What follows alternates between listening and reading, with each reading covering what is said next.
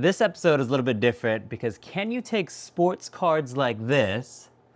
Does it actually appreciate? When it does, do you have to pay taxes?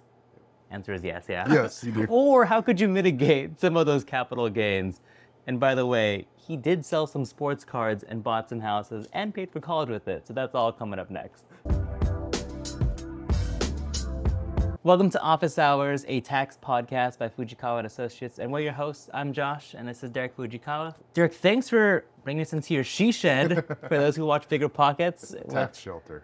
Oh, the tax shelter. Man, we're going to get a sign up there. Yeah. But we're going to dive into a little bit about Derek himself, some of the alternative investments he's made, and how that affects you on a tax basis as well. This is fun because we're getting to know you a little bit now. One of the first stories you told me early on was just some of the craziest stories in sports collectibles. Yes. Which it's absolutely mind-blowing, some of the things that he's collected just almost by happen chance, and then the market of sports card and collectibles appreciating. So we'll get into how much some of these investments. Yes, yeah.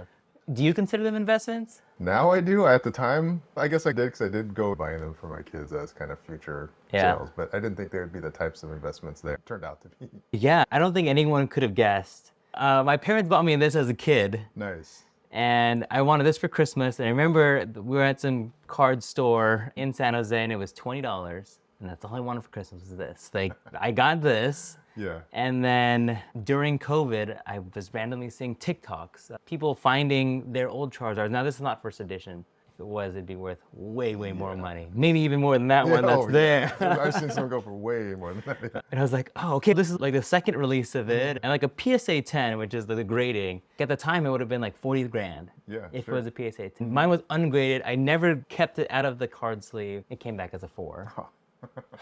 I know. I was like, 40 grand to, and I looked up what like the 4 out of 10 it was, and it's like $500. Still not bad. Which, $20 investment, yeah. Yeah, for a $20 card that I found. So now it's just like a fun little piece to have, and I would never sell it now at this point. Sure. For 40 grand though, I might consider selling that. Get a couple investment properties with that. But you had some fun moves beforehand. For example, people who are like buying and trading these kind of under the table, Facebook Marketplace, eBay, whatever it is, maybe not reporting it.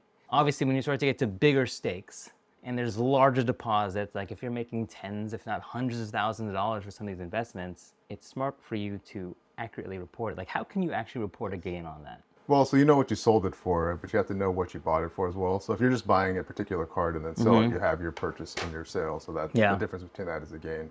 If you're breaking boxes, it's a little harder. You're going to have to estimate the value based on boxes. So say you bought a box for $500 and you busted it and had 2 or 3 really nice cards out of it, then you're going to have to allocate that $500 to those different cards, and then whatever you sell it for, the difference between that allocation and what you sell it for is going to be your gain. Interesting. And then for most people who are doing this, that's all just like personal income. Yes. So it's a capital gain. That's because if you bought a stock or something, so more fun than a stock. But yeah, like buying something, or most people think of maybe art. People will buy and sell art, things like that. So it's similar to that, but it's considered a collectible, which is subject to a different tax rate.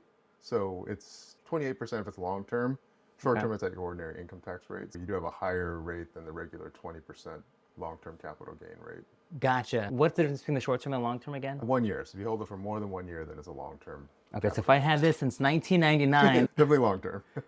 do you know off the top of the head what the collectible, like long-term? I assume that most people are holding this for over a year. Most people, although right now the market is just so crazy, so people may be buying and selling on short term. So say like right now, if you're watching the playoffs, like De'Aaron Fox is really hot for the Sacramento Kings, right? So if you bought something a couple months ago, you might be able to offload it right now when he's really hot and make quite a bit of money on it. And it goes with who's hot at the time. So if you make some smart moves, you can make some short-term gains pretty quickly. So if you're watching this and maybe you have some collectibles, and this could be trading cards, Rolexes, and at the very end, we'll talk about how you can potentially, is there a way to offset this at all? So this is capital gain, right? So you can offset it with capital losses or any losses that you have. Okay.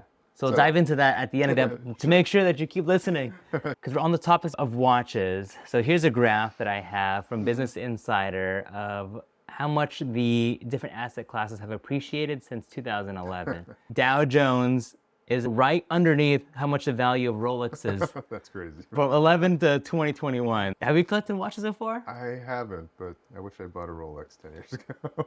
And according to just like the random YouTube things that have been popping up now, it seems like the last 2 years they've gone even higher. Well, the pandemic just totally shot Yeah. any type of collectibles up like crazy. That's what I found.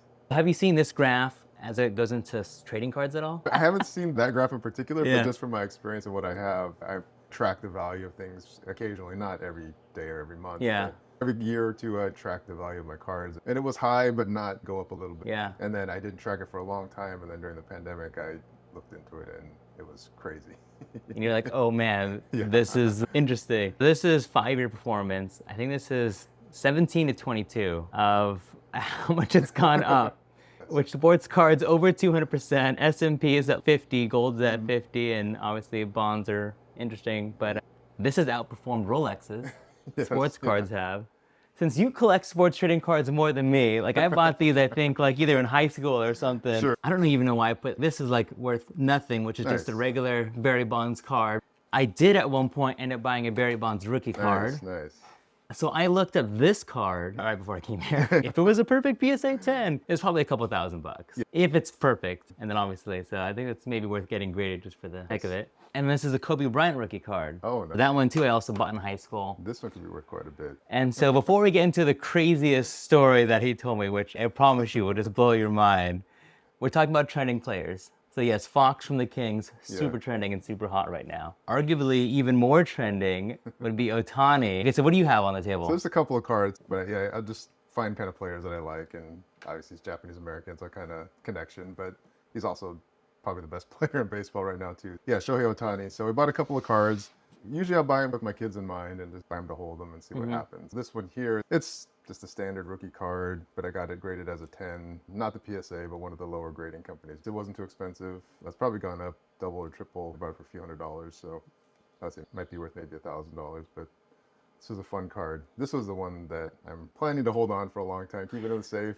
Hopefully retires, goes into the Hall of Fame. This is a PSA 10 chrome rookie card that's autographed. Gosh, you pulled this out. I just knew that it's worth a lot of money because everyone's saying that he's going to be like the next Babe Ruth. Yeah, he could be if he stays healthy. I paid a lot of money for that one, but it's already probably more than doubled. So say he does go into the Hall of Fame, is end up the actual generational player that everyone says that he is. How much do you think this could actually be worth? What do you think? Just That particular card, depending on how long a wait and like when you sell it, I don't know, maybe $200,000-$300,000. that's obviously best case scenario. Yeah. Complete speculation. Nobody ever knows. There's ones that are limited. Yeah. And if you get like a PSA 10 that's numbered to 10 or 25, those are going for hundreds of thousands of dollars already. And this one's not as rare as those, but this one, if he keeps trending the way he is, could eventually reach those heights. I mean, you have the autograph at least. So Yeah. I never really noticed that the cards were numbered. So the background is I've been collecting cards since I was probably in elementary school. One of my friends got me into it. So I mostly collected baseball cards, but I was a basketball fan. So there weren't really many basketball cards back then. I bought a few, but I'm at the age where I happened to be when the Michael Jordan cards and all that stuff came out.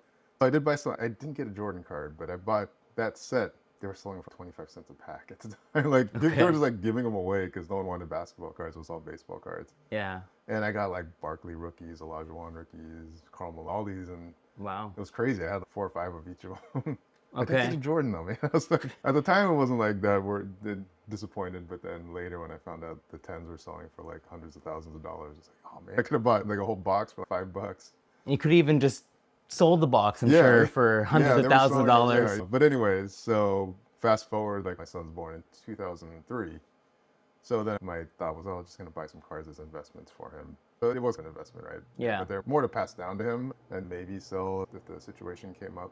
But I got lucky because that was 03, 04 was LeBron, Dwayne Wade. Their rookie year, so probably arguably the best rookie class in the history of the NBA. And so I bought tons of cards and boxes and packs and everything and just collected. I had literally dozens, maybe even hundreds of LeBron rookie cards. And then fast forward 4 more years, my daughter was born in 2007 and happens to be the year that Kevin Durant comes out, enters the draft. So had a whole bunch of his rookie cards. Same with Greg Oden, but he never panned out, the #1 pick. But anyways, I had a bunch of their rookie cards. And it was neat. I had them, and I just stuck them away. I put them in boxes. The ones that I knew were really nice, I put into my safe and just let them sit there in the dark. I take them out every once in a while, think like, oh, these are cool, but just let them sit. And then fast forward all the way again until 2 years ago when my son's applying for college, and he gets into a nice private school. And I'm thinking, oh man, we're gonna have to sell our house, or what are we gonna do?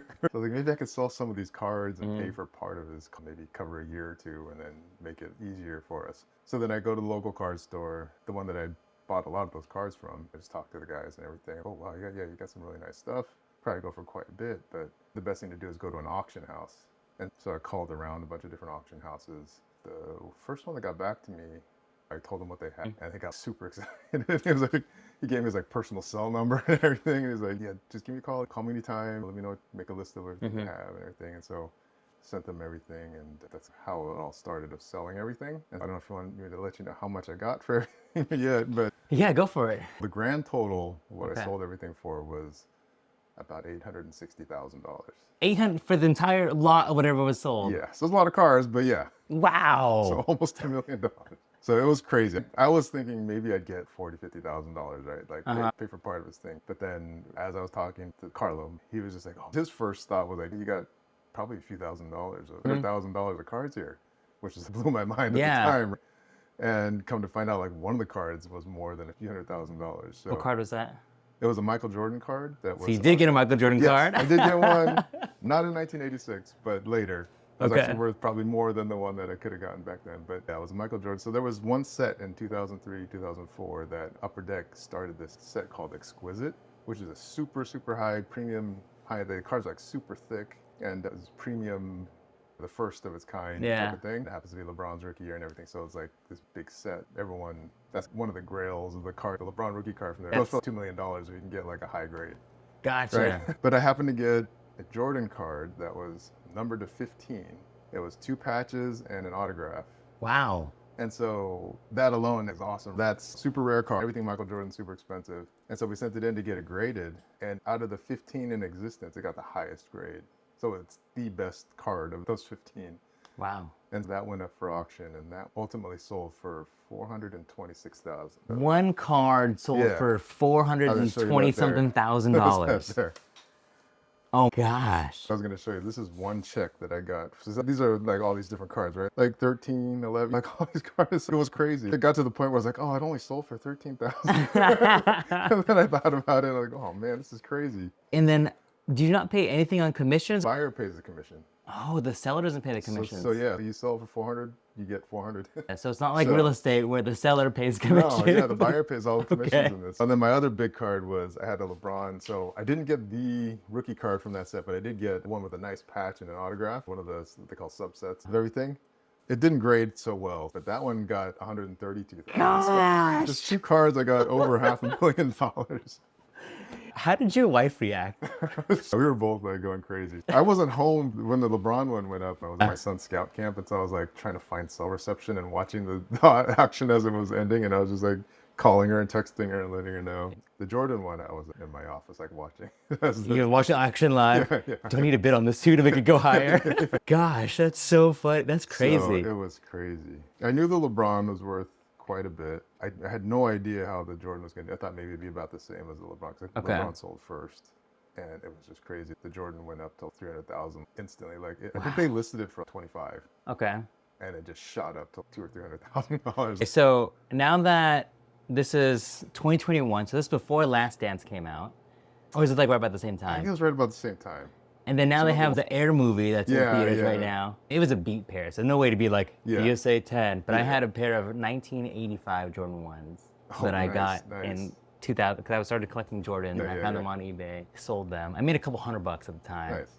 Looking at it now, it could have been worth, even a beat pair would have been like 30, 40 grand. But yeah, even with this stuff, like maybe I could have held it till LeBron was in the Hall of Fame or something. Yeah. The timing was right because my son was going to college, and there was actually a reason to sell it. It wasn't like I was just selling it to sell it. Yeah.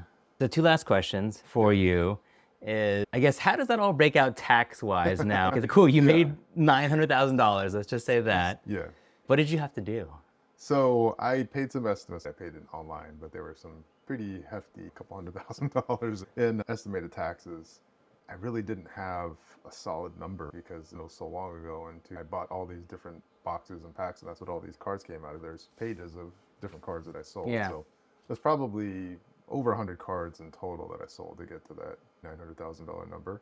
Yeah. Most of it came from those 2 cards, obviously, but I went back and did as best as I could to figure out how many boxes I bought, an average, caught all the boxes, and I just used that as my basis. I still have a bunch of cards now, but they're not worth nearly as much as these. Yeah. Any of those I sell will just be at a pure profit then if I do sell any of those, if they happen to be worth anything. Gotcha. Granted, well, you buy the box probably for a couple $100 or something. Yeah. At $100,000, a couple $100 doesn't matter It didn't make that much of a difference. The funny thing was, though, that set that I was talking about, that exquisite set from 0304, it was the first of its kind, and so they were like $400 a box. And I want to say it was like 6 or 7 cards in a box, which at the time was just like crazy. Everyone was like, this is stupid. Yeah. Most ones were maybe $50, $60 a box, and it would be like 30 packs of cards or something. I was like, yeah, but these are really cool. So I bought 2 cases of them, and that's like one case I got the LeBron and one I got the Jordan. And yeah, I mean, I guess it could have been a stupid move, but it ultimately ended up paying for my son's college and some investment properties. Ultimately, like you said, they were going to be almost heirlooms that you were going to pass down. So you thought this should be fun, that I can share this with my kids, pass it down, or watch or something, or a timepiece. Yeah. And then you're like, instead, I paid for your college. So there you go. Yeah, exactly. So obviously you paid a couple $100,000 in taxes, but say you wanted to mitigate some of that. How could that be done? You could harvest losses in other areas. You probably don't have other losses in cards, but if you had other, say, capital losses like stocks or things like that were down, you could use those to offset some of that. Gotcha. What about, does investing in opportunity zones or anything, or does that get a little tricky? That one, I don't know if it applies to collectibles. That's something I would have to look up. So I know it applies to long-term capital gains, but it may not apply to collectible gains. Okay. Yeah, I'll look that up. No, all good. That means that's more of a reason for you to reach out to Derek. Yes, yeah. Appreciate you shared. Obviously, it's like hitting the lottery. It was, yeah. Because that's a lot of money. It's a windfall. Okay, so then you paid for your kid's college. I'm sure some of that's also to go to your daughter's too. Yes, so I set aside a fund for her college. I actually prepaid my son's private school tuition, so then we don't think about it. we locked in the price instead of it going up 5% every year. And then we use the rest to invest in basically most of it in real estate.